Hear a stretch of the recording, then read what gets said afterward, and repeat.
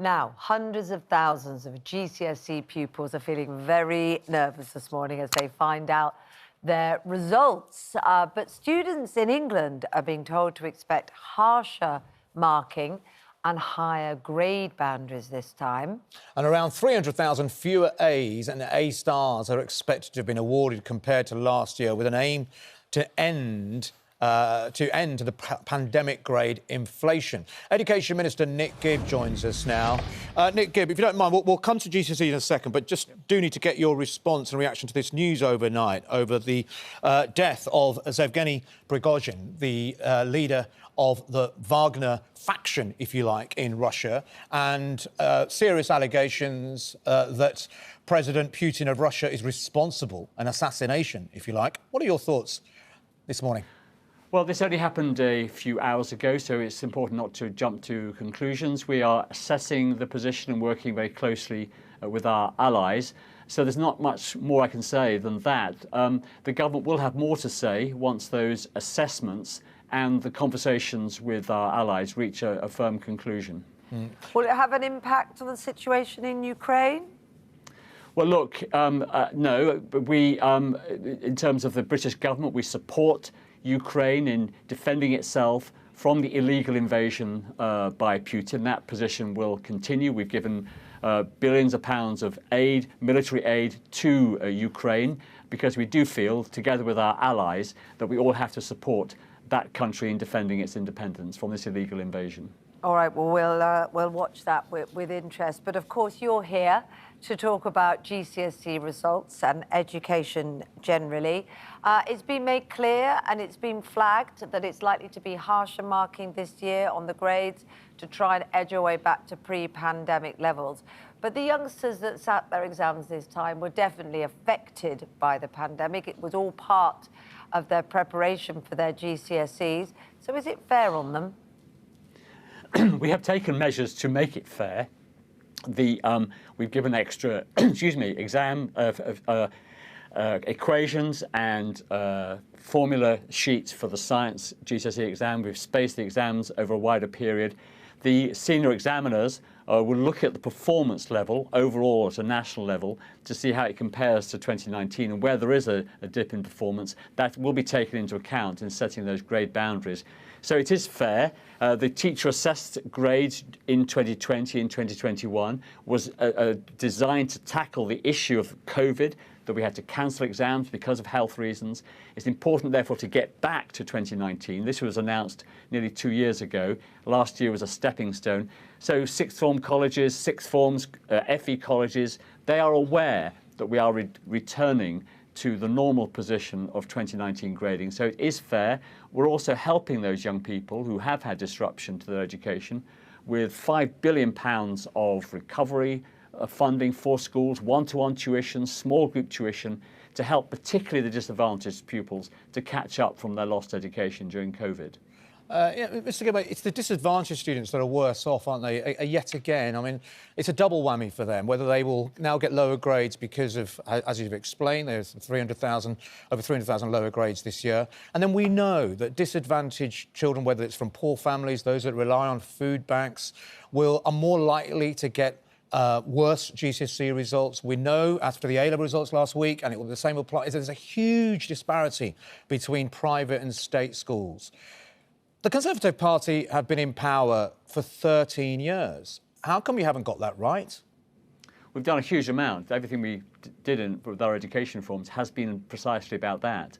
And prior to the COVID pandemic, we had closed that attainment gap at secondary level by 9%, and we closed it at primary by 13%. We spend £2.9 billion a year on pupil premium, extra money for schools, particularly designed to help the disadvantaged. And our school reforms have created schools such as Michaela in North London, and there are other schools like this around the country, that is getting, last year, got 95% of its pupils, and it serves a very disadvantaged community, but 95% of its pupils achieved at least a grade 5 in both English and math GCSE. So it can be done, and we're spreading that approach across the country. But Mr. Gibby, your party have had 13 years. That's lots of careers, dreams, ambitions, aspirations, and lives lost of young kids.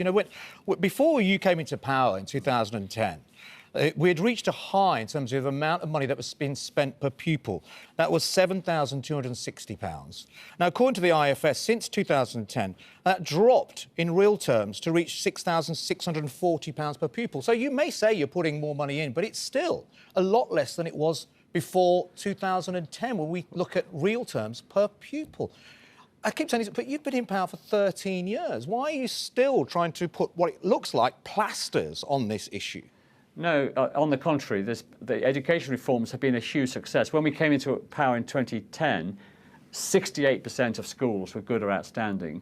Today, that's 88%. We are rising in the international league tables in terms of the reading ability of 9-year-olds. We are now 4th in the world, the best in the West in terms of the reading of our children.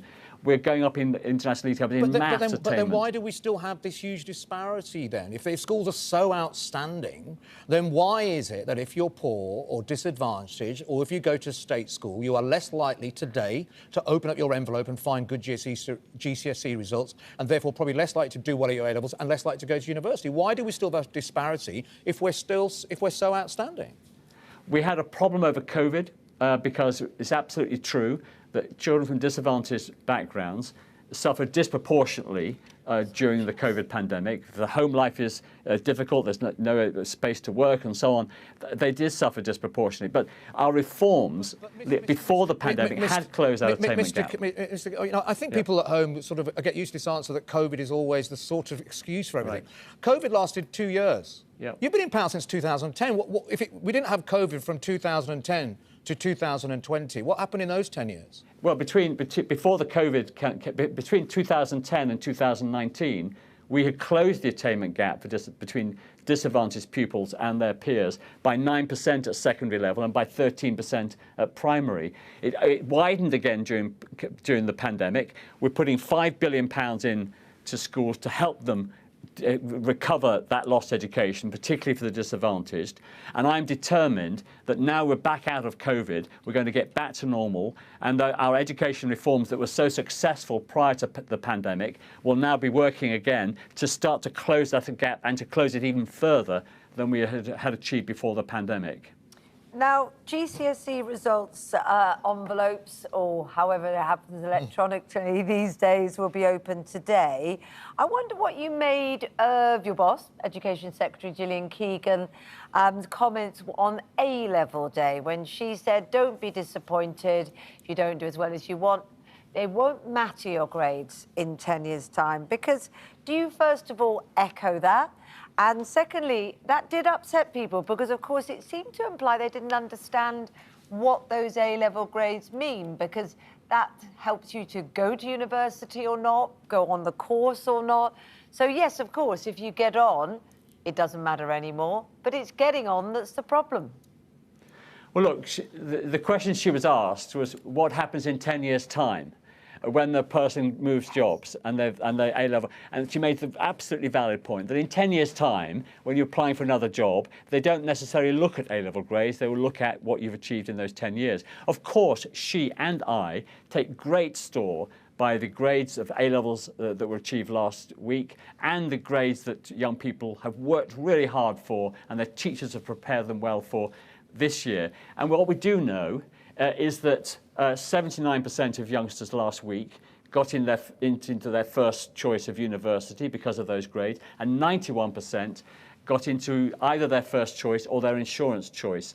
And we also know that young people today from disadvantaged backgrounds are 73% more likely to go to university than they were in 2010 because of all the reforms and all the measures that we've put in place since 2010 to help improve our education system, particularly for the most disadvantaged young people.